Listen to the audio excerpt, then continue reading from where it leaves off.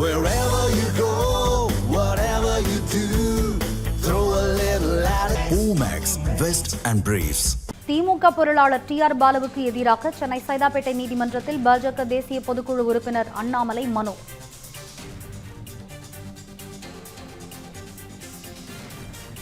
நீதிமன்றத்தில் வழக்கு தொடர்ந்த அண்ணாமலை விவரங்களை வழங்குவதற்காக இணைகிறார் செய்தியாளர் செந்தில்குட்டி. செந்தில்குட்டி, சொல்லுங்க. டி.ஆர். பாலுவுக்கு எதிராக அவதூறு வழக்கு பதிவு செய்ய நடவடிக்கை எடுக்க அண்ணாமலை அவர்கள் கோரிக்கை வைத்திருக்கிறார். டி.ஆர். பாலுவுக்கு எதிராக அவதூறு வழக்கு தொடரப்பட்டிருக்கிறது. விவரங்கள் என்ன, விரிவாக வழங்கலாம். பாஜக மாநில தலைவராக இருந்த அண்ணாமலை அப்போது டிஎம்கே ஃபைல்ஸ் என்ற பெயர்ல திமுக அமைச்சர்கள் பலரின் சொத்து விவரங்களை கடந்த 2023ஆம் ஆண்டு ஏப்ரல் 14ஆம் தேதி செய்தியாளர்களை சந்தித்து வெளியிட்டிருந்தார். இதுல திமுக பொருளாளரும் எம்பியுமான டி.ஆர். பாலு, அவருடைய மகன் டி.ஆர்.பி. ராஜா, அவருடைய குடும்பத்தார் மொத்தம் 21 நிறுவனங்கள், அவர் சொந்தமாக இருக்கக்கூடிய நிறுவனங்கள் குறித்தும் அந்த பத்திரிகையாளர் சந்திப்பில் தெரிவிக்கப்பட்டிருந்தது. இது தனக்கு ஒரு நற்பெயருக்கு களங்கம் ஏற்படுத்தும் வகையில் இருப்பதாக டி.ஆர். பாலு அவருடைய குடும்பத்தாருக்கும்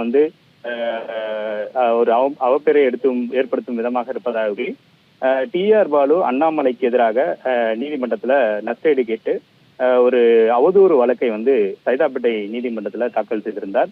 இந்த வழக்கு விசாரணை கடந்த மாதம் மேற்கொள்ளப்பட்ட போது குறுக்கு விசாரணை நடைபெற்றது. இந்த குறுக்கு விசாரணையில் அண்ணாமலையே நேரில் ஆஜராகி டி.ஆர். பாலு பல்வேறு கேள்விகளை இந்த வழக்கு தொடர்பாக கேள்விகளை எழுப்பியிருந்தார்.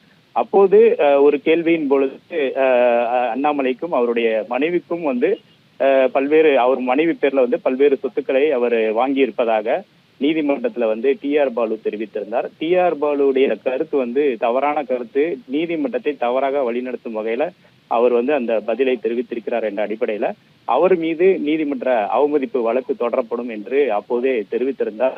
அதன் அடிப்படையில் சென்னை சைதாப்பேட்டை நீதிமன்றத்துல இன்று டி.ஆர். பாலுக்கு எதிராக அண்ணாமலை அவர்கள் ஒரு அவதூறு வழக்கை தாக்கல் செய்திருக்கிறார். இந்த கருத்து அனைத்துமே தவறான கருத்து, அதற்கான ஆதாரங்கள் அனைத்தும் தன்னிடம் இருக்கிறது என்ற அடிப்படையில அவருடைய குற்றச்சாட்டு அவதூறான, தன்னுடைய நற்பெயருக்கு களங்கம் ஏற்படுத்தும் வகையில் இருப்பதால் அவர் மீது, அதாவது டி.ஆர். பாலு மீது அவதூறு வழக்கு பதிவு, அவதூறு சட்டத்தின் கீழ் வழக்கு பதிவு செய்து அவர் மீது நடவடிக்கை எடுக்க வேண்டும் என்ற ஒரு கோரிக்கை வைத்து அண்ணாமலை இந்த மனுவை தாக்கல் செய்திருக்கிறார். இதனிடையே ஆர்.எஸ். பாரதி ஒரு வழக்கு தாக்கல் செய்திருந்தார். அது ஆர்.எஸ். பாரதிக்கு எதிராக அண்ணாமலை ஒரு வழக்கை தாக்கல் செய்திருந்தார். கள்ளக்குறிச்சி கள்ளச்சார விவகாரம் தொடர்பாக அந்த உயிரிழப்புகள் ஒரு சதி, அண்ணாமலை தான் அந்த சதியை செய்திருக்கிறார் என்ற அடிப்படையில ஒரு செய்தியாளர்களை சந்தித்து ஆர்.எஸ். பாரதி கடந்த 2024ஆம் ஆண்டு ஒரு பேட்டியை செய்தியாளர்களுக்கு தெரிவித்திருந்தார்.